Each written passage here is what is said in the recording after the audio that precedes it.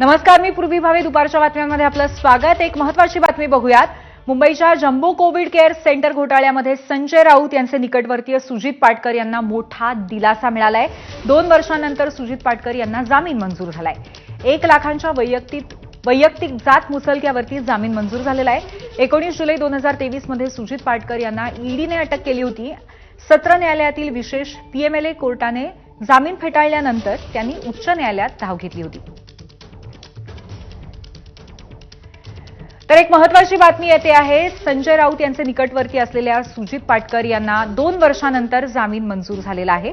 मुंबईच्या jumbo covid care centre घोटाळ्याच्या अनुषंगाने त्यांना जामीन मिळालेला आहे आणि 1 लाखांच्या वैयक्तिक जात मुचलक्यावरती जामीन मंजूर झालाय. 19 जुलै 2023 मध्ये सुजित पाटकरांना ईडीने अटक केलेली आहे. त्यानंतर विशेष पीएमएलए कोर्टाने जामीन फेटाळला होता आणि त्यांनी उच्च न्यायालयामध्ये धाव घेतलेली होती. त्यानंतर आता त्यांना सुमारे 2 वर्षांनंतर दिलासा मिळालेला आहे आणि त्यांना जामीन मंजूर करण्यात आलेला आहे.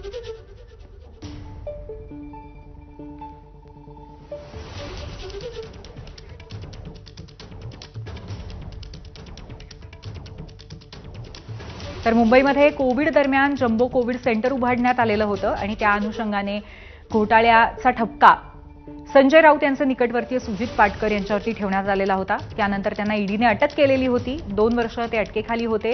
त्यांनी यापूर्वी जामिनासाठी अर्ज केलेला होता. तो सत्र न्यायालयातल्या विशेष पीएमएलए कोर्टाने फेटाळलेला होता.